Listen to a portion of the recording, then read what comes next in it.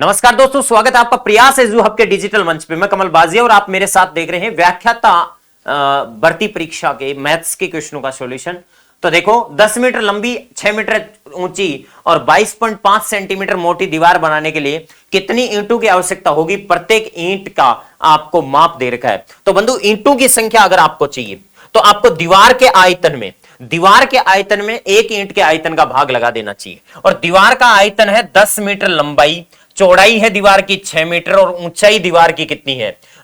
ऊंचाई 6 मीटर मान लो और चौड़ाई कितनी दे रखी है आपको? 22.5। तो 22.5 के बट्टा क्या लगाना पड़ेगा? 100, ताकि सब किस में बदल जाए? मीटर में। ओके, या सेंटीमीटर में रख लेता हूं क्योंकि अगर आगे जो ईंटें हैं वो इसकी ईंटों की माप सेंटीमीटर में दे रखी है।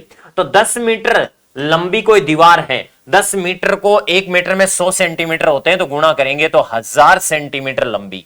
और ऊंची 6 मीटर है तो 600 सेंटीमीटर ऊंची। और चौड़ी कितनी है? 22.5 ऑलरेडी पड़ी है। ओके, अपॉन में एक ईंट का आयतन, तो एक ईंट का 25 सेंटीमीटर लंबी, 12 सेंटीमीटर चौड़ी और 9 सेंटीमीटर ऊंची। ओके मेरे बंधु, ये पॉइंट हटाऊंगा तो नीचे किससे गुणा? 10 से। ओके, 25 का भाग 9 बार और 9 से 9 सीधा कैंसिल आउट हो गया, 0 से 0 कैंसिल आउट हो जाएगा, 12 पंजो 60, तो 5000 ईंटों की आवश्यकता होगी। कितनी ईंटों की? 5000 ईंटों की आवश्यकता होगी। नेक्स्ट, इसके बाद में अगला क्वेश्चन, एक शंकु, एक अर्धगोला और एक बेलन के आधार समान है। मेरे बंधु, एक शंकु दिया है। ओके, ये तो एक शंकु है, चलो ठीक है। एक अर्धगोला है, चलो ठीक है, ये अर्धगोला है। और एक बेलन के आधार समान है। आप समझ जाना कि इनकी त्रिज्याएं बराबर हैं। एक शंकु, एक अर्धगोला और एक बेलन के आधार समान है, तो इनकी सबकी त्रिज्याएं क्या है? बराबर है। ओके, और इस गोले की तो त्रिज्या ही इसकी ऊंचाई होती है। ओके, नेक्स्ट, इसके बाद में कह रहा है उनके आयतनों में अनुपात 3:2:1 है। तो शंकु की ऊंचाई, बिल्कुल सही बात है, शंकु की ऊंचाई को मैं स्मॉल h ले लेता हूं। अर्धगोले की त्रिज्या, बिल्कुल अर्धगोले की त्रिज्या r है। और बेलन की ऊंचाई को मैं कैपिटल आपके पास में h ले लेता हूं। ओके मेरे बंधु, चलो ठीक है। इनमें क्या अनुपात होगा? सिंपली आपके पास में यहां पे इनके आयतनों का अनुपात दे रखा है। तो मेरे बंधु बताओ कि यहां पे शंकु का आयतन कितना होता है? शंकु का आयतन होता है पाई आर स्क्वायर। शंकु का आयतन होता है 1/3 ऑफ पाई इसकी आर का स्क्वायर इंटू एच, अपॉन में शंकु का आयतन उधर कितना दे रखा है? 3 दे रखा है, चलो ठीक है, बराबर अर्धगोले का आयतन होता है 2/3 pi r square into r, upon में कितना दे रखा है? 2 दे रखा है, इज इक्वल टू बेलन का आयतन, और बेलन का आयतन होता है pi r square into h, upon में कितना? 1। मेरे बंधु, एक बात बता दूं यहां पे आपको कि अगर a/2 बराबर b/3 बराबर c/5, तो अपन कह सकते हैं कि a/b/c बराबर है 2/3 कितना होता है? 5। जो नीचे होता है वो हमेशा खुद का मान होता है रेशियो में, ठीक है। तो हम कह सकते हैं कि शंकु का आयतन 3 मान लिया बट्टे में 3, अर्धगोले का आयतन 2 मान लिया बट्टे में 2, और बेलन का आयतन अपन मान लेते हैं कितना? 1। तो आयतन के नीचे 1 का भाग लगा दिया। अब कुछ कैंसिल आउट हो रहे हैं, उनको तो कैंसिल आउट कर दो फटाफट। पाई आर स्क्वायर से पाई आर स्क्वायर कट गया, पाई आर स्क्वायर कट गया। ओके, तो ये तो हो गया h/3, 3 से मल्टीप्लाई होगा तो कितना होगा? 9, इज इक्वल टू, ये हो जाएगा मेरे बंधु 2 से 2 कैंसिल आउट हो जाएगा, क्योंकि नीचे 3 दूनी कितना होगा? 6, 6 में 2 का भाग 3 बार, तो r बट्टे कितना?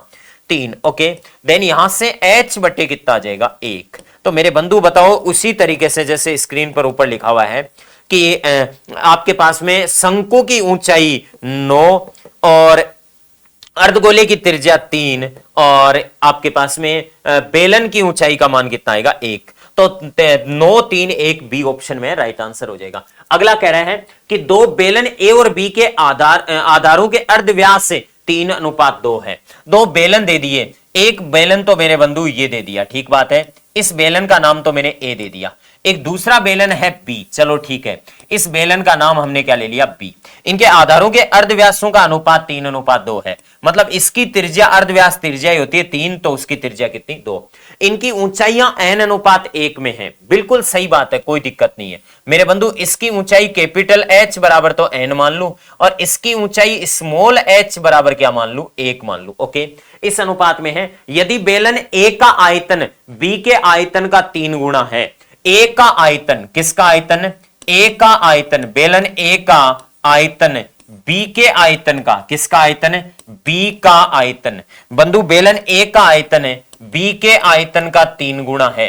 B के आयतन का कितने गुना है, 3 गुना। A का आयतन B के आयतन का 3 गुना है, तो A का आयतन का सूत्र लगा दो। A का आयतन का सूत्र होगा पाई R स्क्वायर। R स्क्वायर बोले तो किसका स्क्वायर, 3 का स्क्वायर इंटू इसकी H कितनी है, n बराबर, उधर 3 गुना पाई R स्क्वायर। R स्क्वायर बोले तो किसका स्क्वायर, 2 का स्क्वायर इंटू इसकी H कितनी है, 1। ओके, H कितनी है मेरे बंधु, 1। चलो ठीक है, पाई से पाई तो कैंसिल आउट हो गया कि नहीं हो गया। ओके, हाँ जी, तो ये हो गया n बराबर, उधर कितना आ गया, 2 का स्क्वायर 4, 4 3 12, 12 बटे 3 का स्क्वायर कितना, 9। तो n बराबर कितना आ गया, 3 का भाग 4 बार, 3 का भाग 3 बार, n बराबर कितना आ गया, 4 बटे 3, जो कि कौन से ऑप्शन में है, ए ऑप्शन में है। नेक्स्ट इसके बाद में अगला क्वेश्चन, यदि शंकु के छिन्नक, ठीक है, शंकु के छिन्नक, फ्रस्टम जो होता है वो कोणीय फ्रस्टम ही होता है अपने आप में, ये शंकु का छिन्नक है मेरे बंधु। ओके, चलो कोई बात नहीं है, इसको फ्रस्टम बोलते हैं। शंकु के छिन्नों के सिरों की त्रिज्याएं स्मॉल आर व कैपिटल आर है, ये स्मॉल आर है और ये क्या है, कैपिटल आर है। ओके, तथा शंकु के छिन्नक की ऊंचाई h है, तो कह रहा है इसका आयतन, वॉल्यूम क्या होगा। बंधु शंकु के छिन्नक का वॉल्यूम होता है 1/3 of pi capital R square plus small R square plus capital R into small R into कितना होता है, h। ये शंकु के छिन्नक का आयतन होता है, तो 1/3 of pi R pi h हो जाएगा। ये फर्स्ट ऑप्शन ही क्या हो जाएगा, राइट आंसर हो जाएगा। नेक्स्ट इसके बाद में अगला क्वेश्चन, एक खोखले गोले के आंतरिक व बाह्य व्यास दे रखे हैं मेरे बंधु। एक खोखला गोला है, ये लीजिएगा, ये इस प्रकार से कोई खोखला गोला है, ये खोखला गोला है, तो इसके अंतर्गत यहां पे ये अंदर तो कुछ खोखला है, लेकिन यहां तो मेटल यूज हुई है कि नहीं हुई है, यहां मेटल यूज हुई है। चलो कोई बात नहीं है। इस खोखले गोले की क्या खास बात आपको दिखाई गई है, दिखाई गई है कि इसके बाह्य और आंतरिक व्यास, आंतरिक व्यास 4 है तो आंतरिक त्रिज्या कितनी होगी, 2, और बाह्य व्यास 8 है तो बाह्य त्रिज्या कितनी होगी, 4। ठीक है, ओके। इसे गलाकर 8 सेंटीमीटर व्यास वाले आधार वर्त के शंकु बनाया जाता है। इसे गलाकर एक क्या बना लिया, शंकु। तो इसे गलाकर 8 सेंटीमीटर व्यास वाला, तो त्रिज्या कितनी होगी, 4 वाला आधार वर्त वाला एक शंकु बनाया जाता है। तो इस शंकु की ऊंचाई पूछिए। तो ठोस गोले का आयतन बराबर नहीं करना है खोखले गोले का आयतन। खोखले गोले का आयतन होगा 4/3 पाई, पूरे गोले का आयतन 4/3 पाई r क्यूब, तो 4 की क्यूब माइनस से 4/3 पाई अंदर वाले गोले का घटाना पड़ेगा 2 की क्यूब। ओके, बराबर हो जाएगा 1/3 ऑफ पाई r स्क्वायर, 4 का स्क्वायर इंटू कितना h।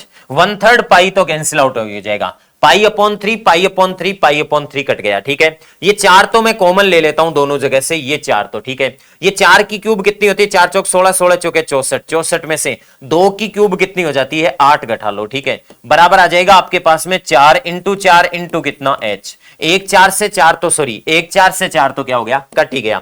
और ये कितना बच गया, 56 बच गया, बराबर कितना 4h हो गया। ठीक है, तो h बराबर कितना हो जाएगा, 14 हो जाएगा। तो h बराबर 14 हो जाएगा, तो कौन सा ऑप्शन सही है, सी ऑप्शन राइट हो जाएगा। कह रहा है कि एक 6 मीटर चौड़ी 1.5 मीटर गहरी नहर में 10 किलोमीटर प्रति घंटे की गति से पानी बह रहा है। वही बात है कि 10 किलोमीटर प्रति घंटे की गति, 8 सेंटीमीटर भरा हुआ खेत चाहिए, तो 30 मिनट में कितने हेक्टेयर क्षेत्रफल।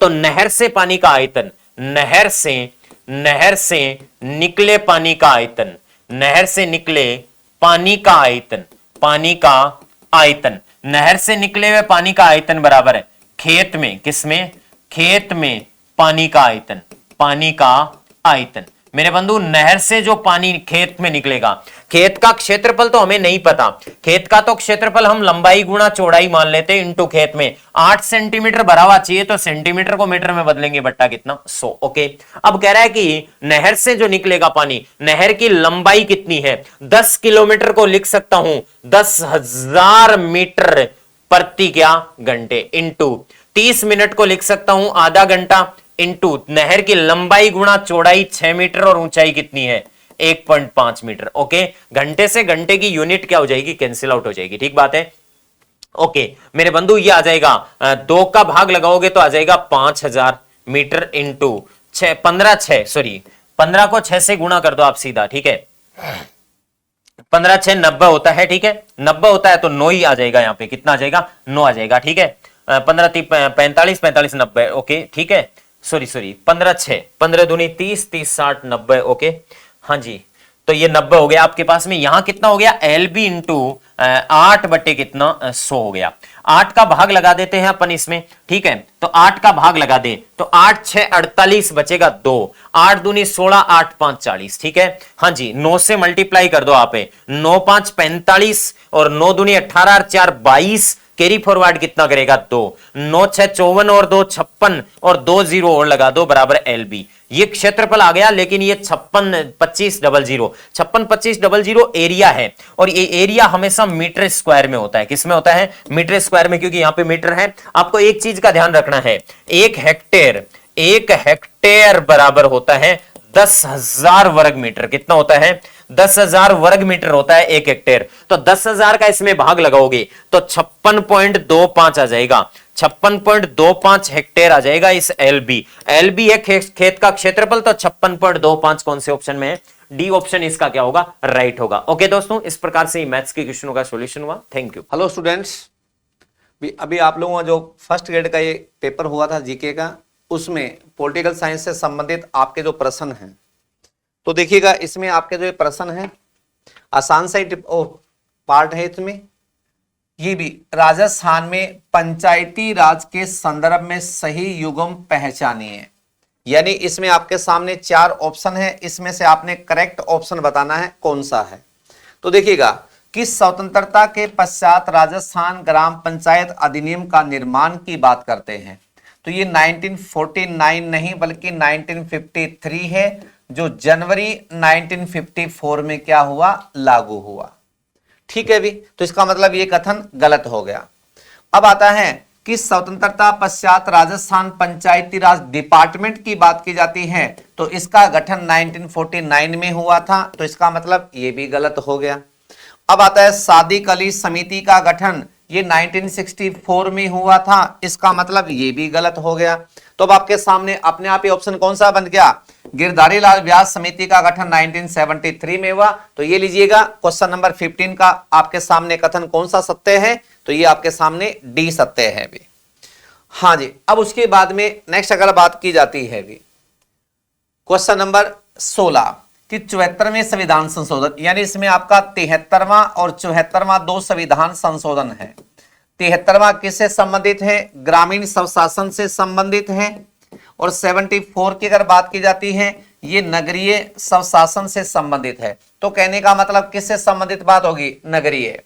अब 74वें संविधान संशोधन में प्रत्येक राज्य में किस प्रकार की नगर पालिकाओं के गठन का प्रावधान नहीं है। अब इसमें नगर बात करें भी कि नगर पालिका परिषद, नगर निगम, नगर पंचायत, तो कहने टाउन एरिया समिति का नहीं है, ये आपको ध्यान रखना है। यानी टाउन एरिया समिति का इसमें गठन नहीं होता है, नगर पालिका, नगर परिषद या नगर निगम, ये आपको ध्यान में रखना है, तो ये लीजिएगा अभी।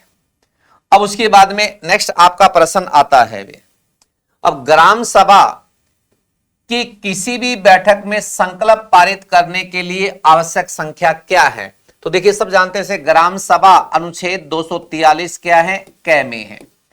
और कई बार ये प्रश्न आता है ग्राम सभा से संबंधित इसमें भी कि ग्राम सभा, इसमें क्या क्वेश्चन आता है कि भारत में, अब ये सेकंड ग्रेड में क्वेश्चन आया था, भारत में प्रत्यक्ष लोकतंत्र का उदाहरण अगर आपको कहीं देखने को मिलता है तो वो कहां मिलता है, ग्राम सभा में देखने को मिलता है। लेकिन इसने पूछा क्या है, बैठक की अगर बात की जा रही है तो ग्राम सभा के सदस्यों के मतों का बहुमत, ग्राम सभा के सदस्यों के मतों का 2/3 बहुमत, बैठक में उपस्थित और मत देने वाले ग्राम सभा के सदस्यों का बहुमत, तो ये इसमें आपके सामने भी है। ठीक है, तो इसमें आपके सामने क्या कहा गया कि इसके अंदर जो आंसर की अगर बात की जाती है इसमें कि बैठक में उपस्थित और मत देने वाले सदस्यों की अगर संख्या की बात की जाती है तो इसमें आपका आंसर ये हो जाता है। अब उसके बाद में नेक्स्ट प्रश्न की अगर बात की जाती है कि पंचायती राज के संबंध में कौन सा प्रावधान इसमें भी या कौन सा अनुच्छेद गलत है, तो सबसे पहले आता है इसमें भी वित्त आयोग का गठन अनुच्छेद 243 आई, यानी इसमें जय हो गया, ठीक है। उसके पंचायतों की अवधि यानी कार्यकाल बिल्कुल सही है।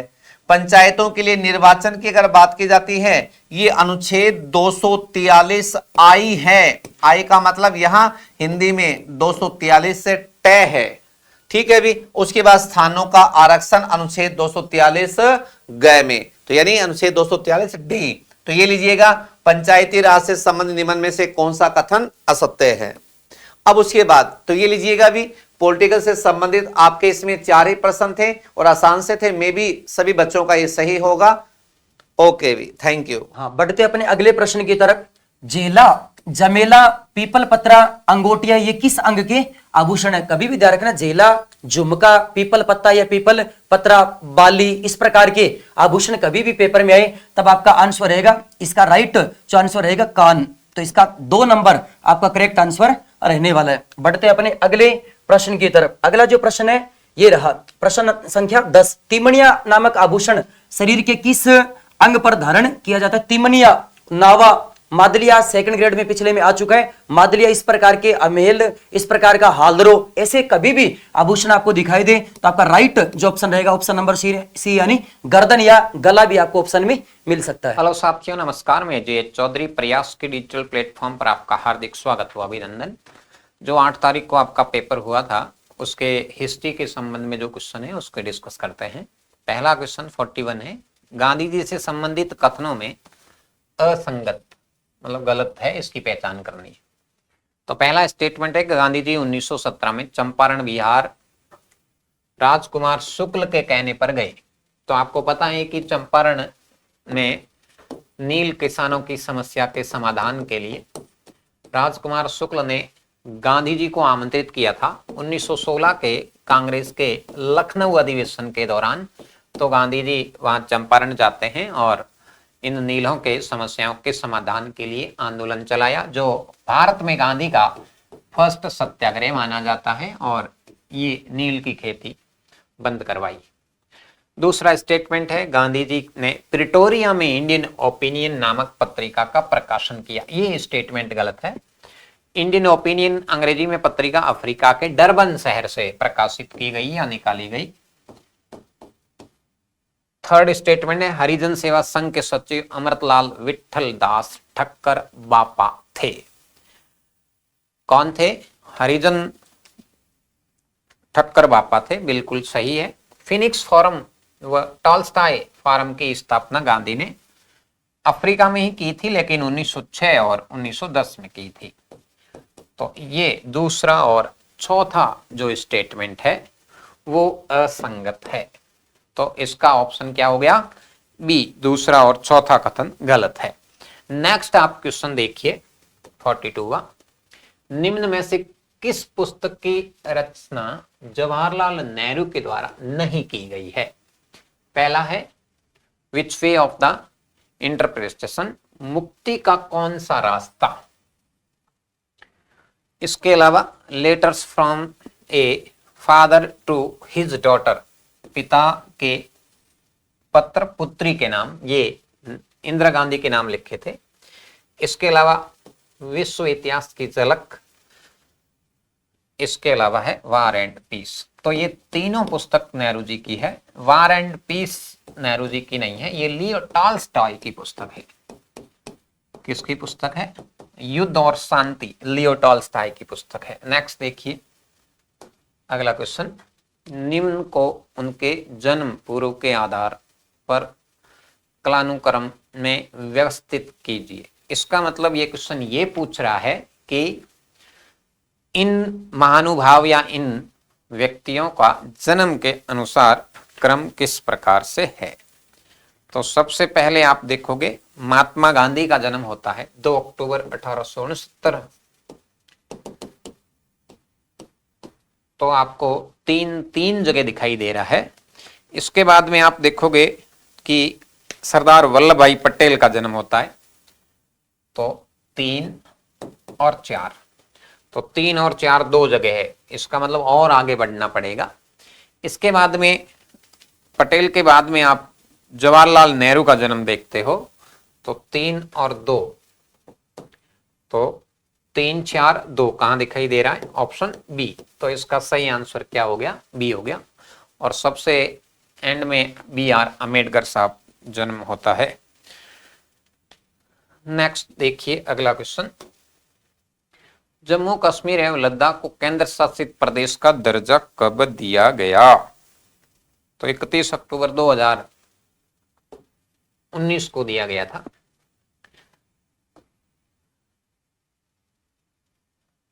नेक्स्ट देखिए, नीचे दिए गए कथनों में से सत्य कथन का चयन कीजिए। डॉक्टर बी आर अम्बेडकर ने 1952 में लोकसभा चुनाव हार गए तथा बाद में अप्रैल 1954 में राज्यसभा के सदस्य चुने गए थे। इसके अंदर पहला स्टेटमेंट बिल्कुल सही है। उसके बाद देखा तो 1954 में हुए लोकसभा उपचुनाव में जीत गए थे तथा लोकसभा में सदस्य के रूप में अप्रैल 1956 तक रहे, ये गलत है। नेक्स्ट है, भीमराव अम्बेडकर ने मूक नायक और बहिष्कृत भारत नामक पत्रिका का प्रकाशन किया था, ये बिल्कुल सत्य है। तो 1 व 3 अर्थात दूसरा ऑप्शन सही है। नेक्स्ट देखिए, सुमेलित कीजिए डॉक्टर अंबेडकर से संबंधित तथ्यों को। सूची 1 से सूची 2 में मिलान करने के लिए बोला गया है कि इनके जो घटनाक्रम है उनसे क्या संबंधित है। तो सबसे पहले आप देखोगे, बॉम्बे विधान परिषद के सदस्य बनते हैं ये 1926 के अंदर। तो 4 ऑप्शन आपको 3 जगह दिखाई दे रहा है, फिर आगे बढ़ना पड़ेगा। स्वतंत्र लेबर पार्टी का गठन, तो स्वतंत्र लेबर पार्टी का गठन इन्होंने 1936 में किया था। अब इसके बाद में 4 के बाद में क्या आ गया? 2। तो 4 के बाद में 2 कहां दिखाई दे रहा है? यहां से आपका क्वेश्चन पकड़ में आ गया, तो ये डी सही है। इसके बाद में आप देखोगे, राज्यसभा के सदस्य के रूप में ये 1952 में, और इनकी मृत्यु अर्थात महापरिनिर्वाण 1956 में हुआ। तो ये आपका सही आंसर हो गया 4। अगला क्वेश्चन देखिए, Rajasthan centre of advance technology RCCAT, तो ये करंट का क्वेश्चन है। इसके बाद में आप हिस्ट्री के क्वेश्चन आप देखोगे,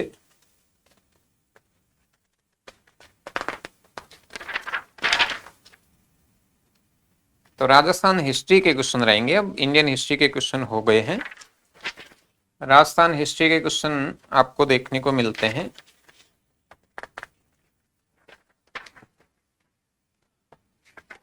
राजस्थान हिस्ट्री के क्वेश्चन आप शुरू से ही देखिए, क्वेश्चन नंबर 1 पे आ जाइए, यहां से आपको देखने को मिलेंगे।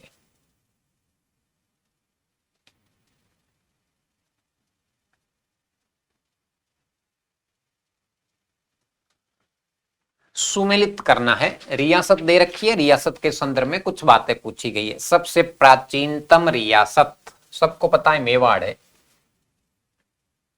सबसे नवीनतम रियासत सबको पता है झालावाड़ है, 1838, ये 565-66 ईस्वी में गुहिल के द्वारा स्थापित। तो यहां से आप पकड़ सकते हैं, एक के अंदर 1 कहां दिखाई दे रहा है? 2 जगह है। और उसके बाद में 4 कहां दिखाई दे रहा है? तो ये ऑप्शन सी आपका सही हो जाएगा। सबसे बड़ी रियासत मारवाड़ है ही, और सबसे छोटी रियासत शाहपुरा है। तो इसका ऑप्शन सी सही हो गया है। नेक्स्ट आप देखोगे, संयुक्त वृहद राजस्थान 15 मई 1949 के बारे में निम्न कथनों पर विचार करिए। मत्स्य संघ के निर्माण के समय इसमें शामिल 4 राज्यों को स्पष्ट कर दिया गया था कि तुम्हारा भविष्य बाद में तय करेंगे, उत्तर प्रदेश या राजस्थान में सम्मिलित किया जाएगा। ये बिल्कुल सही है भाई, ये बोल दिया गया था मत्स्य संघ के गठन के समय ही। ठीक है, इसके बाद में आप देखोगे 13 फरवरी 1949 को 4 रियासत के शासकों को मत्स्य संघ के मंत्रियों को रियासत विभाग ने दिल्ली बुलाया और मत्स्य संघ में विलय करने की चर्चा की। ये भी सत्य है। अलवर और करौली शासकों को राजस्थान में विलय के लिए सहमति व्यक्त की थी, लेकिन भरतपुर और धौलपुर के राजे यूपी में मिलना चाहते थे। ये भी सही है। नेक्स्ट है 30 मार्च 1949 को मत्स्य संघ के चारों शासकों को दिल्ली में मत्स्य संघ के वृहद राजस्थान में विलय करने के लिए अपनी स्वीकृति दे दी थी। नहीं, गलत है। 15 अप्रैल 1949 को मत्स्य संघ का प्रशासन वृहद राजस्थान को हस्तांतरित कर दिया गया था। तो इसके अंदर क्या पूछा गया है कि असत्य कथन का चयन करें, तो केवल एंड केवल असत्य कथन 4 है इसके अंदर। नेक्स्ट देखिए, अगला क्वेश्चन है राजस्थान एकीकरण के समय मेवाड़ महाराणा भूपाल सिंह के द्वारा कौन कौन सी प्रमुख मांगे रखी गई थी। तो मेवाड़ महाराणा भूपाल सिंह को पूर्वी राजस्थान संघ अर्थात द्वितीय चरण में शामिल होना था, लेकिन इनके कुछ मांगों के कारण होल्ड कर दिया गया और फिर संयुक्त राजस्थान संघ के अंदर विलय हुए। मेवाड़ महाराणा को संयुक्त राजस्थान का वंशानुगत राज प्रमुख बनाया जाए, बिल्कुल सही है। मेवाड़ राज्य को 20 लाख रुपए पृथ्वी पर पेंशन देने की बात कही थी। उदयपुर को संयुक्त राजस्थान की राजधानी बनाई जाए, बिल्कुल सही है। धार्मिक कार्यों के लिए 5 लाख रुपए दिए जाए। तो इसके अंदर धार्मिक कार्यों के लिए 5 लाख रुपए दिए जाए, ये नहीं मांग करी थी, ये बाद में भारत सरकार के द्वारा दी गई थी। 10 लाख का पृथ्वी पर दिया गया था, 5 लाख विकास कार्यों के लिए दिया गया था और 5 लाख ही धार्मिक कार्यों के लिए। तो इसमें 1, 2, 3 ये मांगे मानी गई थी, चौथी मांग नहीं रखी गई थी। नेक्स्ट देखिए, निम्नलिखित कथनों पर विचार करें। राजस्थान के एकीकरण में 8 वर्ष 7 माह 14 दिन लगे, बिल्कुल सत्य है। राजस्थान का एकीकरण रियासत विभाग के द्वारा किया गया, जिसकी स्थापना 14 अगस्त 1949 को हुई, ये गलत है। रियासत विभाग की स्थापना 5 जुलाई 1947 को हुई। धौलपुर के शासक चंद्रवीर सिंह ने विलय पत्र पर हस्ताक्षर 14 अगस्त 1949 को किए, ये भी हाँ ये सही है, लेकिन धौलपुर का शासक चंद्रवीर सिंह नहीं था, धौलपुर का शासक उदयभान सिंह था। सबसे अंत में साइन इन्होंने ही किए थे, तो ये भी गलत है। इसमें केवल एंड केवल एक सत्य है। नेक्स्ट देखिए, राजस्थान के एकीकरण के 7 चरणों में संबंधित कथनों का कथन सत्य नहीं है, नहीं पूछा गया है। इस चरण में राज प्रमुख के पद को समाप्त करके राज्यपाल का पद की नियुक्ति की, बिल्कुल सही है। इस चरण में राजस्थान के मुख्यमंत्री मोहनलाल सुखाड़िया बने, तो इस समय सुखाड़िया जी मंत्री थे। इस चरण में राज्य पुनर्गठन आयोग की सिफारिश पर अजमेर, मेरवाड़ा, माउंट आबू, देलवाड़ा विलय किया गया, बिल्कुल किया गया। इसी के साथ सुनील टप्पा भी शामिल किया गया था। इस चरण का उद्घाटन नरहरि विष्णु गौडगिल ने कोटा में किया, ये गलत है। तो क्या पूछा है? असत्य पूछा है। तो केवल 4 असत्य है, बाकी तीनों स्टेटमेंट इज करेक्ट। नेक्स्ट देखोगे, राजस्थान के भीलों और गोविंद गुरु के संदर्भ में असत्य कथन का सेध की। इन्होंने हिंदू धर्म में बनाए रखने के लिए भगत आंदोलन चलाया, बिल्कुल चलाया। गोविंद गुरु ने राजस्थान के भीलों को सामाजिक और नैतिक उत्थान के लिए संत सभा की स्थापना की, बिल्कुल की 1883 में सिरोही के अंदर। भगत आंदोलन पुस्तक के लेखक विजय कुमार वशिष्ठ थे, बिल्कुल सत्य है। 1908 में गोविंद गिरी ने डूंगरपुर के बांसिया गांव में धूनी स्थापित कर आध्यात्मिक शिक्षा देने की शुरुआत की। तो ये भी आपको क्या लग रहा है? सत्य ही लग रहा है। तो इसके अंदर सही आंसर क्या है? 1908 में गोविंद गिरी ने डूंगरपुर के बांसिया गांव में धूनी स्थापित कर भगत आंदोलन की शुरुआत की थी। किसकी शुरुआत की? भगत आंदोलन की, न कि आध्यात्मिक शिक्षा देने की शुरू की। तो ये गलत है। नेक्स्ट क्वेश्चन देखिए, राजस्थान के एकीकरण के अंतिम चरण के बारे में निम्नलिखित कथनों में कौन सा कथन सत्य है? अजमेर, मेरवाड़ा क्षेत्र राजस्थान में सम्मिलित किया गया। सिरोंज का विलय राजस्थान में किया गया, नहीं, एमपी को दिया गया सिरोंज। मत्स्य संघ को वृहद राजस्थान में सम्मिलित किया गया, ये भी गलत है। आबू और देलपाड़ा को राजस्थान में सम्मिलित किया गया। 1 और 4 कथन सत्य है, तो इसका बी आंसर सही है। नेक्स्ट देखिए, सुमेलित कीजिए, कूट का चुनाव करना है, मतलब राजा और तत्कालीन रियासत के बारे में बात हो रही है। एकीकरण के समय रियासत और राजा। शाहपुरा का तो है सुदर्शन देव, अलवर का कौन है? तेज सिंह, कोटा का कौन है? भीम सिंह, डूंगरपुर का कौन है? लक्ष्मण सिंह। तो यहां से आप पकड़ में आ जाएगा 3 4 2 1, पहला ही ऑप्शन सही है। तो ये आपके हिस्ट्री के संबंधित क्वेश्चंस थे जो हमने चेक किए। उम्मीद करता हूं बहुत अच्छे हुए होंगे। धन्यवाद सभी को। हेलो डियर स्टूडेंट, आज हम लोग चर्चा करते हैं आपकी जो फर्स्ट ग्रेड का पेपर था जीके का, उसमें आए हुए करंट अफेयर के क्वेश्चन के बारे में। तो कौन कौन से क्वेश्चन हैं उसके बारे में देखते हैं, उनका सॉल्यूशन करते हैं। पहला क्वेश्चन आपका कि भाई सुमेलित कीजिए, ब्रज मेवात सर्किट है उसको सम्मिलित करना है, किससे सम्मिलित होगा? और सेकंड है शेखावाटी सर्किट। शेखावाटी सर्किट का सबको पता भाई किससे सम्मिलित होता है? चूरू, सीकर और झुंझुनू से। फिर आता है आपके मरु सर्किट। मरु सर्किट का आपको पता है किससे है? जोधपुर, जैसलमेर और बीकानेर से। और मेरवाड़ा सर्किट है, मेरवाड़ा अजमेर से संबंधित है। तो किससे होता है भाई? आपके अजमेर, पुष्कर, मेड़ता नागौर से। और ब्रिज मेवात है, जो पहले क्वेश्चन है ब्रिज मेवात है, वो किससे होता है भाई? आपके गौर करना, पहला क्वेश्चन है अलवर, भरतपुर और सवाई माधोपुर से। तो वही कौन सा क्वेश्चन है आप ऑप्शन मैचअप करना। पहले नंबर पे है ए से 1 सी में, फिर सेकंड बी से नंबर 3 भाई आपके सी ऑप्शन देखना। पहले से आप अगर लगातार आप मैचअप करोगे तो सिर्फ ए से 1 नंबर ऑप्शन, चारों में से एक में सही हो रहा है। सिर्फ ए बी सी के अंदर आप डी में चारों मैचअप करोगे, सिर्फ सी में ही ऐसा है जिसमें ए के साथ कौन मैचअप हो रहा है? 1। तो आप डायरेक्ट इस क्वेश्चन को कर सकते हो अगर आपको सिर्फ इतना भी पता है ब्रज मेवात सर्किट कहाँ आता है? अलवर, भरतपुर, सवाई माधोपुर। शेखावाटी सबको पता है चूरू, सीकर और झुंझुनू है। मरु सर्किट सबको पता है आपको जोधपुर, जैसलमेर, बीकानेर का है। और मेरवाड़ा सर्किट कहाँ था? भी आपके अजमेर, पुष्कर, मेड़ता और नागौर में। आगे देखते हैं सेकंड क्वेश्चन के बारे में। सेकंड क्वेश्चन क्या है? भी आपके सुमेलित कीजिए औद्योगिक उपक्रम और उनके स्थान कौन कौन से? गौर करना भी।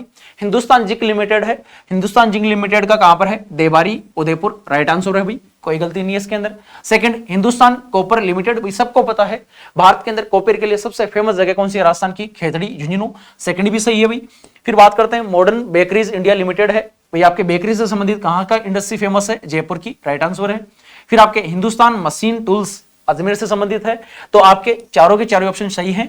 इसके अंदर अगर मैं बात करूं, पहले के अंदर ए, दूसरे में बी, तीसरे में सी और चौथे में डी, कौन सा ऑप्शन सही हो रहा है? आपके बी क्वेश्चन, आपके option number B right answer है।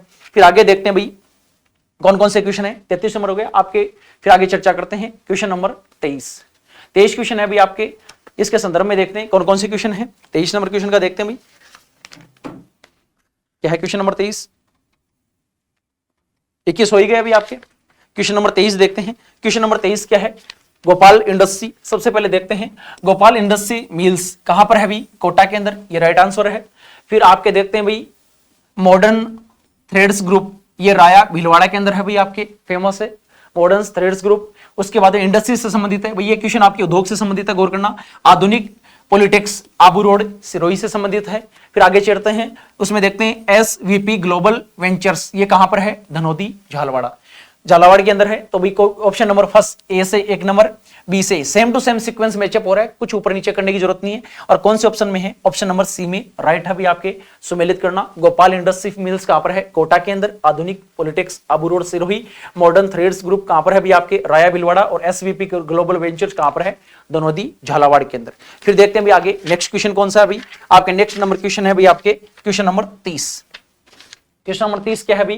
क्वेश्चन है कि राजस्थान के अलवर जिले को 2047 तक सभी के लिए इंश्योरेंस पहल के तहत कितने गांवों में 100% इंश्योरेंस कवरेज हासिल किया है? कितने ऐसे गांव हैं जिसमें 2047 तक अलवर के कितने गांवों ने 100% इंश्योरेंस कवरेज हासिल किया है? तो उसके अंदर वही आपके हैं 9 गांव, याद रखना। ऑप्शन नंबर बी है, शानदार क्वेश्चन है। 9 गांवों ने क्या किया है भाई आपके? 100% इंश्योरेंस कवरेज किया है आपके 2047 तक अलवर जिले के। फिर आपके क्वेश्चन देखते हैं क्वेश्चन नंबर 31। क्वेश्चन नंबर 31 के अंदर क्या दे रखा है भाई? क्वेश्चन नंबर 31 आपके सामने है कि भाई भ्रष्टाचार धारणा सूचकांक 2025 में 182 देशों का मूल्यांकन सार्वजनिक क्षेत्र में भ्रष्टाचार के आधार पर किया गया भाई।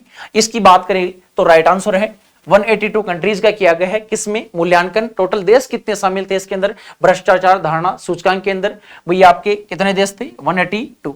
फिर आगे देखते हैं भाई जो CPI होती है और जो करप्शन परसेप्शन इंडेक्स होती है, उसके अंदर 2025 में 125 देशों का स्कोर 50 से नीचे नहीं भाई, गलत है भाई, स्टेटमेंट गलत है।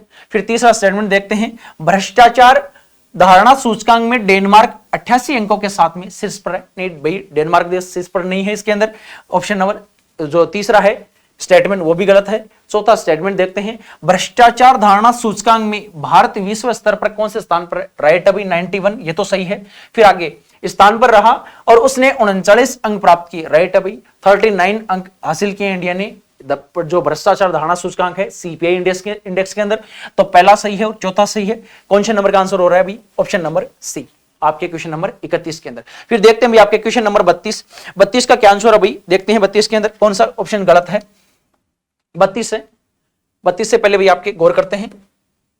31 हो गया। 31 के बाद में 33 नंबर कि ऑस्ट्रेलियन ओपन 2026 में किस जोड़ी ने पुरुष युगल का खिताब जीता है? पुरुष युगल का खिताब जीतने वाली जोड़ी कौन सी? अभी आपके इसमें नाम आता है कार्लोस अल्कराज और कार्लोस अल्कराज। नहीं भाई, ये नहीं है। कार्लोस अल्कराज, एलेना और राबाकिना, ये भी नहीं है। अरे भाई गौर करना, पुरुष युगल जोड़ी पूछा है तो पुरुष युगल जोड़ी के अंदर होता है, पुरुष युगल क्या चीज होती है? युगल में होता है दोनों पुरुष होने चाहिए। तो उसके अंदर क्या है? नील स्कूप्सकी और आपके क्रिश्चियन हैरिसन, राइट आंसर अभी आपके ये। और गेडकी पियर्स, सिंगल में नहीं भाई, जब आपको ऑप्शन ही दे दिया है पुरुष युगल का तो खिलाड़ी कितने होंगे? 2, तो सिंगल होने का तो चांस ही नहीं है। ये कार्लोस अल्कराज, पूरा एक ही नाम अभी गौर करना, यह कार्लोस अल्कराज एक खिलाड़ी का नाम है पूरा। और एलेना रायबकिना नहीं है भाई, ये पूरा नाम है रायबकिना, एलेना रायबकिना। उसमें जोड़ी के बारे में पूछा तो जोड़ी कौन सी है? नील स्कूप्सकी और आपके क्रिश्चियन हैरिसन। उसके बाद में जो आपके गेडकी पियर्स है ये भी नहीं है भाई आपके। तो जोड़ी कौन सी है बेस्ट युगल के अंदर? नील स्कूप्सकी और क्रिश्चियन हैरिसन। आगे देखते हैं भाई 33 के बाद में क्वेश्चन नंबर कौन सा अभी आपके? ये दो क्वेश्चन लगातार आ चुके हैं अभी। फिर आगे देखते हैं क्वेश्चन नंबर 37, गौर करना भी आपके 37 किससे संबंधित था? क्वेश्चन नंबर 37 ये है भाई आपके 37 क्वेश्चन नंबर। इसमें क्या है कि यह योजना, यह प्रधानमंत्री मातृ वंदना योजना है जो आपके के संबंध में सही कूट राइट स्टेटमेंट छाटना है अपने को। कौन कौन से राइट स्टेटमेंट है? यह योजना देश के सभी जिलों में 1 जनवरी 2017 को लागू की गई। राइट बात है भाई, 1 जनवरी 2017 को लागू की गई थी आपके प्रधानमंत्री मातृ वंदना योजना। फिर इस योजना का नवीन पोर्टल 1 अप्रैल 2024 को प्रारंभ किया गया है। ये राइट बात नहीं है, इसका नवीनतम पोर्टल 1 अप्रैल 2024 को शुभारंभ नहीं किया गया है। फिर बात करते हैं, इस योजना में प्रथम बच्चे के जन्म पर 5,2500 प्लस 2,500 दो किस्तों के अंदर दिए जाएंगे। भाई ये ऑप्शन अगर अपन लोग देखना चाहिए तो भी इसके बारे में देखना पड़ेगा, थोड़ा सा गौर करना पड़ेगा, सही है क्या? नहीं भाई, इसमें 2500 प्लस 2500 दो किस्तों में नहीं दिए जाएंगे भाई, ये स्टेटमेंट गलत है। सेकंड स्टेटमेंट भी गलत है। फिर इस योजना में दूसरे बच्चे के जन्म पर केवल लड़की होने पर एक मुश्त 6,000 रुपए दिए जाएंगे। राइट है भाई। फर्स्ट और फोर्थ नंबर जो स्टेटमेंट है प्रधानमंत्री मातृ वंदना योजना का वो सही है। और एक कौन से ऑप्शन में दिख रहा है आपको? ऑप्शन नंबर ए के अंदर दिख रहा है आपके क्वेश्चन नंबर 37 में कौन सा सही है? Option number A. आगे देखते हैं भाई क्वेश्चन नंबर 38। क्वेश्चन नंबर 38 है किससे संबंधित? अभी आपके 38 ये आपके सूची 1 को सूची 2 से सम्मिलित करना है। गौर करना किस हिसाब से है? सूची 1 को सूची 2 से। बोर्ड ऑफ इन्वेस्टमेंट की 6ठी बैठक कहां आयोजित की गई है? इसके अंदर देखेंगे भाई ये आयोजित की गई है, कब आयोजित की गई है? मिलान करना है। 14 फरवरी 2026 को आयोजित की गई है बोर्ड ऑफ इन्वेस्टमेंट की 6ठी बैठक। फिर आगे देखते हैं मां कात्यायनी का पशु मेला, इसका आयोजन कब हुआ भाई? मां कात्यायनी का पशु मेला ये हुआ 15 फरवरी 2026 को। फिर आगे देखते हैं कि भी राज्य स्तरीय वन मेला, इसका आयोजन कब किया गया? भी राज्य स्तरीय वन मेले का इसका आयोजन किया गया भी आपके 9 से 10 फरवरी 2026 को, 2 दिन आयोजन हुआ इसका। और फिर जनगणना 2027 है, जनगणना 2027 राज्य स्तरीय प्रशिक्षण सम्मेलन कब आयोजित किया गया है भाई? आपके 7 फरवरी 2026। तो कौन सा ऑप्शन दिख रहा है आपको इसमें से? गौर करना भी। क्वेश्चन नंबर 38 है और क्वेश्चन नंबर 38 में मेरे हिसाब से ऑप्शन नंबर सी में दिखेगा आपको। पहले ए के अंदर 3, एक के ऑप्शन में दिख रहा है सिर्फ ए के अंदर 3, कौन सा ऑप्शन? ऑप्शन नंबर सी। अगर आपको इतना भी पता है कि बोर्ड ऑफ इन्वेस्टमेंट की 6ठी बैठक कहां हो रही है 14 फरवरी 2026 को, तो ये आपका पूरा क्वेश्चन सही हो जाएगा क्योंकि ए नंबर के अंदर सिर्फ 3 कहां पर है? ऑप्शन नंबर सी में ही है सिर्फ। आगे देखते हैं क्वेश्चन नंबर 10। पीएमई जो बस सेवा है, जो प्राइम मिनिस्टर इलेक्ट्रिक बस सेवा है के तहत राज्य में किन जिलों में इन बसों का संचालन नहीं किया जा रहा है? कौन कौन से वो जिले हैं? उनको छटनी करनी है और छटनी करने के अनुसार उनका आंसर देना भी कौन कौन से ऐसे जिले होंगे। 1 बाय 1 देखते हैं कौन सा ऐसा जिला है। पहला जयपुर के अंदर आयोजन हो रहा है भाई सेकंड नंबर उदयपुर में भी आयोजन हो रहा है, तीसरा नागौर में भी हो रहा है, चौथा भरतपुर के अंदर भी हो रहा है, उसके अलावा भीलवाड़ा में नहीं हो रहा अभी। फिर ऑप्शन नंबर 6 कोटा के अंदर भी पीएमई बसों का आयोजन हो रहा है। तो कौन से ऑप्शन, केवल 1, 4 व 5 क्वेश्चन पूछा है संचालन नहीं हो रहा है भाई, इन तीनों के अंदर तो संचालन हो रहा है, एक में नहीं हो रहा है, 2 के अंदर संचालन हो रहा है, तो ये क्वेश्चन तो राइट नहीं हो सकता। केवल 2, 3, 4 भाई 2, 3, 4 में तो आयोजन हो रहा है। केवल 5 सिर्फ ऑप्शन नंबर 5 है, भीलवाड़ा के अंदर पीएमई बस का आयोजन नहीं या संचालन नहीं किया जा रहा है। किसका? पीएमई बसों का, प्रधानमंत्री इलेक्ट्रिक बसों का। तो ऑप्शन नंबर सी राइट हो जाएगा। आगे देखते हैं भी आपके ऑप्शन कौन सा है। विंटर ओलंपिक गेम्स के बारे में कथन दिए गए हैं, इनमें से असत्य कथन को छांटना है। इसका आयोजन 6 से 12 फरवरी 2026 को लोम्बार्डी नॉर्थ ईस्ट इटली में किया गया है। भाई विंटर ओलंपिक गेम्स के बारे में है क्वेश्चन नंबर 40, और इसमें से अपने को असत्य कथन छांटने हैं, वो कथन छांटने हैं जो राइट नहीं है। उनके संदर्भ में देखते हैं कौन कौन से कथन राइट नहीं है और सही कौन से हैं। इनमें असत्य कथन का चयन करना है, भी गौर करना कौन कौन से। क्वेश्चन नंबर आपके है 40 और 40 के अंदर अपने को छांटना है कौन कौन से गलत हैं, इनमें से असत्य कथन का चयन कीजिए। तो इसका आयोजन 6 से 12 फरवरी को 2026 को किया गया है। भी कौन सा है? Winter Olympics. क्वेश्चन के बारे में देखते हैं भाई, कहीं कोई क्वेश्चन में गलती तो नहीं है। पीएमई बस हो ही गया। पीएमई बस के बाद में आगे संदर्भ में देखते हैं इसके, कोई इस क्वेश्चन में इश्यू तो नहीं है। कौन कौन से गलत हैं वो छांटनी, असत्य कथन छांटनी अपने को। तो पहला कथन है, इसका आयोजन कहां किया गया? 6 से 12 फरवरी 2026 को लोम्बार्डी नॉर्थ ईस्ट। ये तो सही है भाई आपके, थोड़ा सा इश्यू यहां लग रहा था आपके 8 से 12 फरवरी का नहीं, बट 6 से 12 फरवरी का इसका आयोजन हुआ है नॉर्थ ईस्ट इटली के अंदर। फिर आपकी बात करें आगे कि सेकंड, नॉर्वे इसमें टॉप पर रहा, मेडल टैली में कुल 41 पदक। राइट बात है, नॉर्वे कंट्री इसमें टॉप पे रही है। भारत में इसमें 3 सदस्य दलों ने भाग लिया, नहीं भारत से इसमें 3 सदस्य दलों ने भाग नहीं लिया है। फिर आपके आगे देखते हैं, मेजबान इटली चौथे स्थान पर है मेडल टैली के अंदर। राइट, अभी मेडल टैली के अंदर इटली 4th स्थान पर है, 4th नंबर। इसमें 17 विंटर स्पोर्ट्स शामिल है, नहीं आपके जो विंटर गेम्स है उसके अंदर 17 स्पोर्ट्स शामिल नहीं है, 17 के अलावा गेम और भी शामिल है।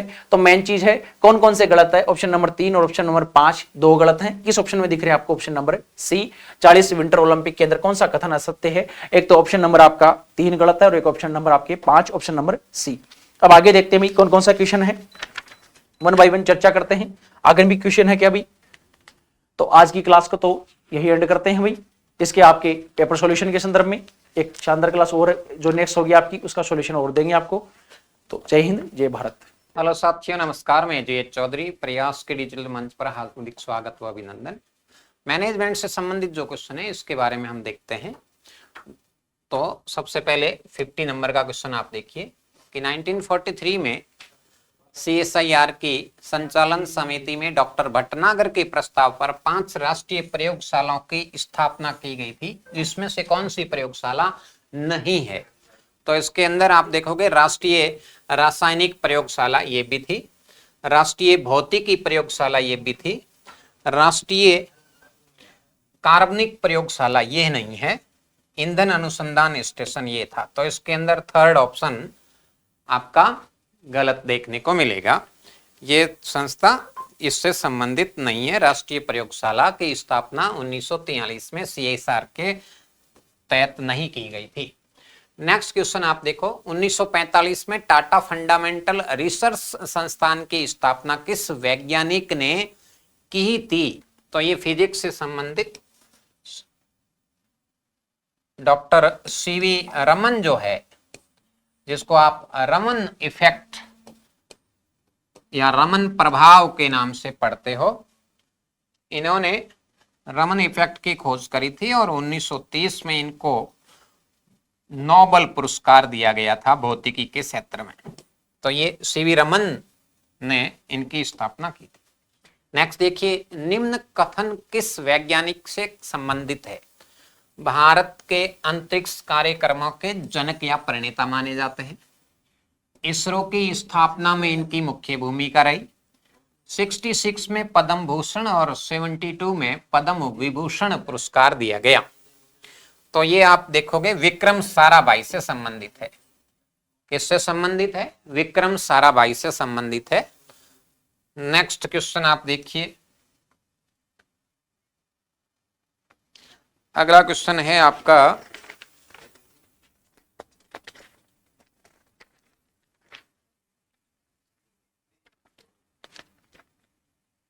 49वां क्वेश्चन है, पीछे रह गया है 49।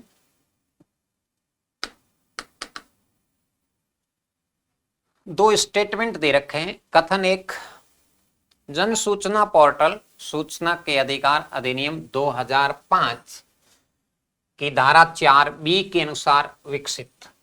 दूसरा स्टेटमेंट है, स्टार्ट पोर्टल स्टार्टअप और उद्यमिता को बढ़ावा देने के लिए सिंगल विंडो प्लेटफॉर्म। कथन थर्ड है, नजर सिटीजन ऐप ग्रामीण लोगों की निगरानी के लिए। चौथा है, सेवा एवं खाद्य आपूर्ति विभाग द्वारा विकसित किया गया। तो इसके अंदर जो आपका सही कथन है वो कथन 1 व 2 सही है, कथन 4th और 3rd गलत है।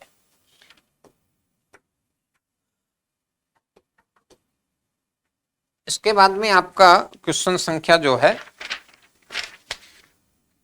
वो सीधा 58 पे आ जाइए। क्वेश्चन नंबर 58, असर annual status of education report नामक वार्षिक रिपोर्ट जो ग्रामीण भारतीय बच्चों की सीखने की क्षमता का आकलन करती है, किस सामाजिक संगठन के द्वारा जारी की जाती है? तो ये प्रथम नामक एक गैर सरकारी संगठन है, आप इसको एनजीओ कह सकते हो, नॉन गवर्नमेंट ऑर्गेनाइजेशन है प्रथम, जो 1995 में बंबई में स्थापित किया गया ये एनजीओ था। और ये बंबई में झुग्गी झोंपड़ियों के बच्चों को शिक्षा से जोड़ने के लिए माधव चौहान और फरीदा लुम्बे के द्वारा, इसके द्वारा फरीदा लुम्बे के द्वारा ये संस्था स्थापित की गई थी। तो ये रिपोर्ट जारी करता है। नेक्स्ट देखिए, नंद घर परियोजना जो पारंपरिक आंगनबाड़ियों को आधुनिक शिक्षा और कौशल विकास केंद्रों में बदल रही है, किस समूह की एक प्रमुख CSR पहल है? तो ये आपको पता है कि राजस्थान में सबसे पहले नंद घर जो योजना है वो पाली से शुरू की गई थी, और ये अनिल अग्रवाल फाउंडेशन जो ग्रुप है वेदांता वाला, उसी संस्था के द्वारा नंदघर परियोजना शुरू की गई है, जो छोटे बच्चों को बालवाड़ी या आंगनवाड़ियां जिसको कहते हैं, इसमें कौशल विकास और आधुनिक शिक्षा से जोड़ने के संदर्भ में विकसित करने वाली एक पहल है जो नंदघर योजना कहलाती है। नेक्स्ट देखिए, कौन सा संगठन विशेष रूप से सरकारी प्राथमिक विद्यालयों में पुस्तकालय स्थापित करने और बच्चों को पढ़ने की आदत विकसित करने पर काम करता है? तो ये है रूम टू रीड संस्था। कौन सी है? रूम टू रीड नामक संस्था है। नेक्स्ट देखिए, शैक्षिक प्रबंधन में सरकार और सामाजिक संगठनों के बीच सहयोग का मॉडल क्या कहलाता है? तो आपको पता है कि शैक्षिक मैनेजमेंट में सरकार और सामाजिक संगठनों के बीच में जो मॉडल काम करता है वो पब्लिक प्राइवेट पार्टनरशिप के नाम से जाना जाता है, अर्थात PPP के नाम से इस मॉडल को हम पुकारते हैं। किसके नाम से? PPP के मॉडल के नाम से पुकारते हैं। अगला क्वेश्चन देखिए, कौन सा संगठन हर बच्चा स्कूल में हो और अच्छी तरह सीखे के आदर्श वाक्य के साथ काम करता है? तो यहां पर फिर वापस प्रथम नामक संगठन है जो इस कार्य को एग्जीक्यूट करता है, हर बच्चा स्कूल में हो और अच्छी तरह से सीखे। इसका मतलब बच्चों में कौशल विकास के रूप में शिक्षा को दिया जा रहा है, और ये 1995 के अंदर बंबई में इस एनजीओ का गठन किया जाता है माधव चौहान और फरीदा लुम्बे के निर्देशन में। नेक्स्ट देखिए, सामाजिक संगठनों द्वारा विद्यालय प्रबंध समितियां SMCs को सक्रिय करने का मुख्य उद्देश्य क्या है? स्कूल के लिए धन जुटाना नहीं है। शिक्षा में सामुदायिक की भागीदारी और स्वामित्व को बढ़ाना और शिक्षकों पर प्रशासनिक नियंत्रण रखना। तो इसका सही आंसर क्या होगा? इसका सही आंसर होगा ऑप्शन से ही पता चल जाएगा कि शिक्षकों के लिए धन जुटाना नहीं हो सकता है, शिक्षकों पर प्रशासनिक नियंत्रण रखना ये भी नहीं हो सकता है, केवल सरकारी योजनाओं का प्रचार करना ये भी नहीं हो सकता है, क्योंकि ऊपर क्या दे रखा है, सामाजिक संगठनों द्वारा।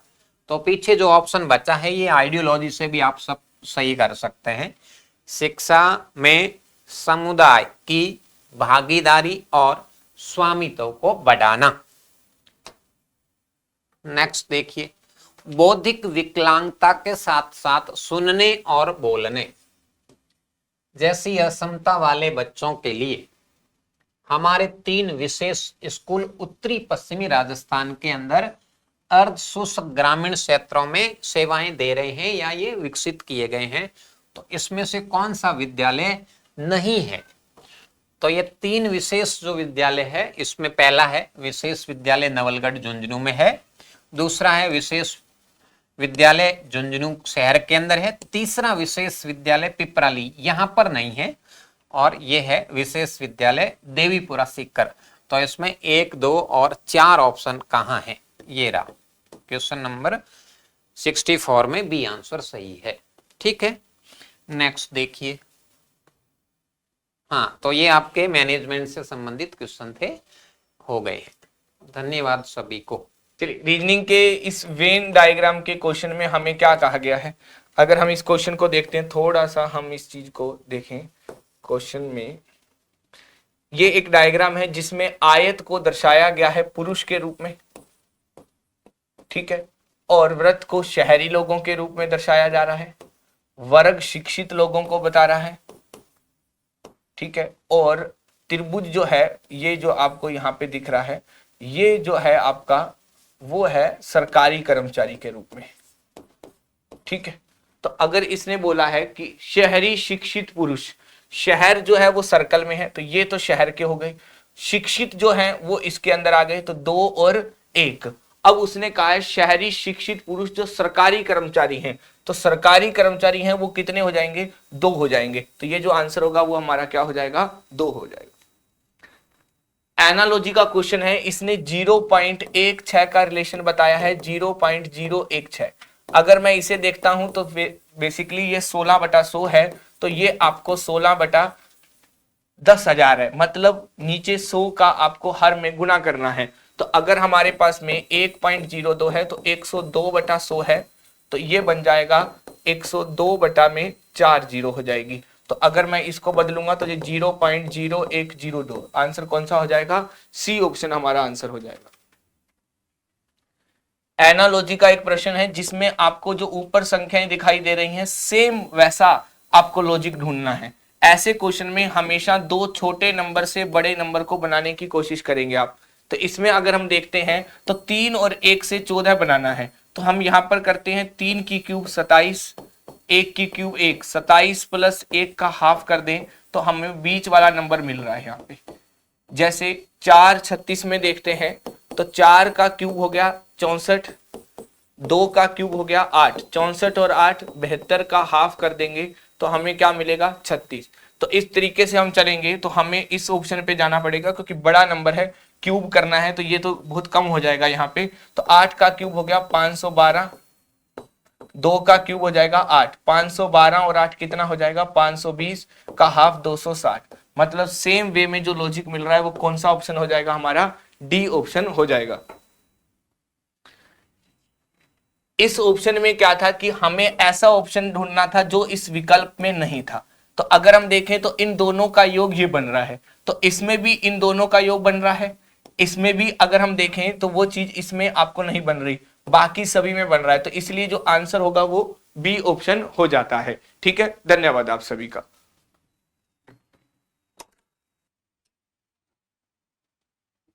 Hello guys, as you know myself Praveen Swami, an innovative teacher of competitive English. Welcomes all aspirants on the digital panel of प्रयास एडू हब सीकर। आज का जो अपने टेस्ट सीरीज की जो मुहिम प्रयास की उसमें जो सिलेबस मेंशन किया गया है वो है कन्फ्यूजेबल वर्ड्स। कुछ वर्ड्स जो दिखने में समान होते हैं या फिर क्या बोल सकते हैं इनकरेक्टली यूज के आधार पे अपन देखें इन शब्दों का यूज किस प्रकार से है वो देखना है। द सीयूज, ठीक है, decision was based on evidence. Evidence की वर्ड कैटेगरी हमारे पास नाउन है, तो एक बात तो फिक्स है कि इससे पहले आने वाला शब्द क्या होगा, एडजेक्टिव होगा। अभी तीनों शब्द हैं, आपको जो तीन शब्द हैं वो अक्सर क्या करते हैं, कंफ्यूज करते हैं, ठीक है। और तीनों में से भी देखें तो ज्यादातर दिक्कत दो ही शब्दों में होती है, एक तो होता है क्रेडिबल और एक होता है क्रेडिलवस, ठीक है। क्रेडिलवस का मतलब होता है आंसू विश्वासी, ऐसा व्यक्ति होता है जो किसी बात के ऊपर आसानी से विश्वास कर ले, उसको अपन क्या बोलते हैं, क्रेडिलवस। और जो विश्वसनीय होता है, जिस पर विश्वास किया जा सकता है, उसको अपन क्या बोलते हैं, क्रेडिबल। तो आपका सटीक जो उत्तर बैठेगा इसमें वो कौन सा रहेगा, क्रेडिबल हो जाएगा। इसी श्रृंखला में नेक्स्ट प्रश्न उस पर नजर डालते हैं। इसमें भी दो ही वर्ड हैं, कंफ्यूज करने वाले हैं, दोनों का मीनिंग जाने। ये डिस्क्रीट का मतलब होता है पृथक, अलग या फिर अलग अलग होना, और इस डिस्क्रीट का मतलब होता है विवेकशील। आप इस सेंटेंस में भाव किसका है, किसका, प्रेज का है, प्रशंसा करने का भाव है, और प्रशंसा करने का भाव तो डिस्क्रीट कौन सा आएगा इसमें, विवेकशील वाला जाएगा। उत्तर कौन सा हो जाएगा अपना, बी हो जाएगा, ठीक है। नेक्स्ट जो प्रश्न अपना वो क्या करे जरा देखें, क्या बोल रहा है, the new law was intended to, एक तो है इलिसिट और एक है इलिसिट। इस इलिसिट का मतलब होता है प्रकाश में लाना, संज्ञान में लाना, ठीक है, उसको अपन क्या बोलते हैं, इलिसिट बोलते हैं। और ये होता है गैर कानूनी, आपको जानते हो, जैसे इलिसिट रिलेशनशिप, गैर संबंध, नाजायज संबंध जो होते हैं उसको क्या बोलते हैं, इलिसिट रिलेशनशिप। और ये इलिसिट होता है वो क्या होता है, प्रकाश में लाना, संज्ञान में लाना। तो आपका सटीक उत्तर बैठेगा इसमें कौन सा बैठेगा, तो illicit a sense of civic duty among the younger generation, ठीक है, ये आपका उत्तर होगा।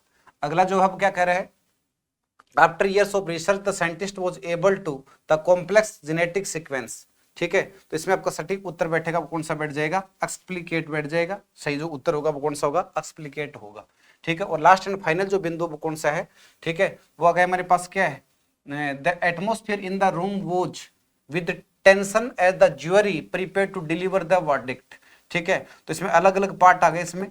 तो एक तो आता है मेरे पास क्या आता है, पल्पेबल, और पल्पेबल का मतलब होता है वो कहते हैं जिसको टच किया जा सकता है, छुआ जा सकता है, ठीक है। तो वो क्या होता है, पल्पेबल होता है। इसका सटीक उत्तर कौन सा बैठेगा, डी बैठेगा, ठीक है।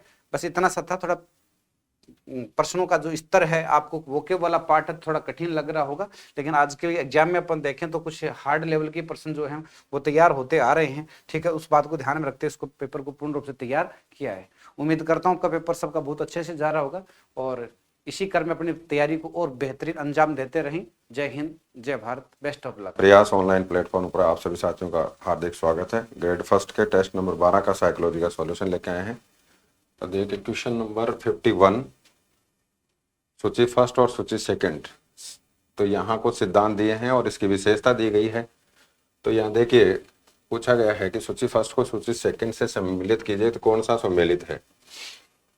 तो आत्मनियंत्रण, देखो पहला है आत्म नियंत्रण। तो आत्म नियंत्रण का होगा आपका बाह्य अनुशासन के बजाय स्वयं पर नियंत्रण। ये आत्म का मतलब स्वयं होता है, तो स्वयं पर नियंत्रण। तो ए में देखिए यहाँ पे 2 आ जाएगा। आत्मनिर्माण, आत्मनिर्माण का मतलब होता है भाग्य का, स्वयं का निर्माण करना।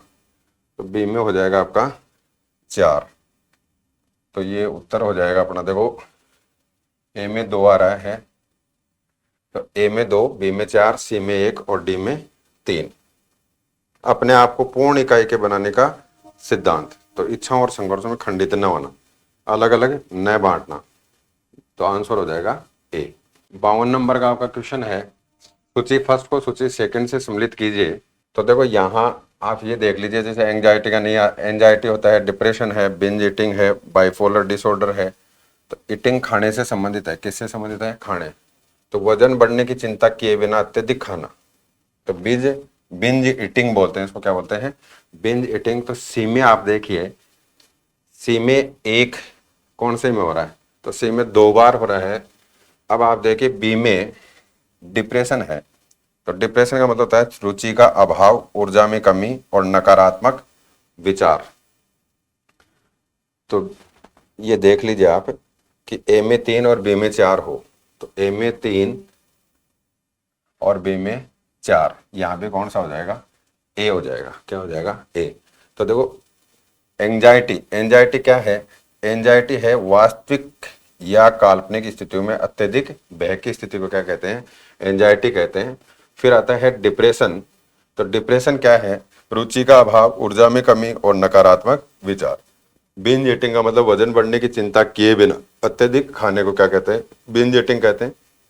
बाइपोलर डिसऑर्डर, तो बाइपोलर मेनिया और अवसाद को बारी बारी से आना बाइपोलर डिसऑर्डर कहलाता है। तो इसका उत्तर हो जाएगा ए। निम्न कथनों पर विचार कीजिए। तो देखो कौन सा कथन सही है? मानसिक स्वास्थ्य केवल मानसिक विकारों की अनुपस्थिति का नाम है। तो मानसिक विकार का अभाव नहीं है ये, तो ये कथन क्या है? गलत है। मानसिक स्वास्थ्य एक गतिशील अवधारणा है, ये राइट है। शारीरिक स्वास्थ्य मानसिक स्वास्थ्य का उच्च स्तर प्राप्त करने के लिए अनिवार्य है, ये भी राइट है। नैतिकता मानसिक स्वास्थ्य को सुनिश्चित करती है, ये गलत है। 2 और 3 राइट है, 2 और 3 सही है। संवेगात्मक बुद्धि इमोशनल इंटेलिजेंस के संदर्भ में निम्न कथनों पर विचार कीजिए। तो ये पूछा है कि संवेगात्मक बुद्धि शब्द का सर्वप्रथम प्रयोग 1990 में पीटर सेल्वे और जॉन मेयर ने किया था।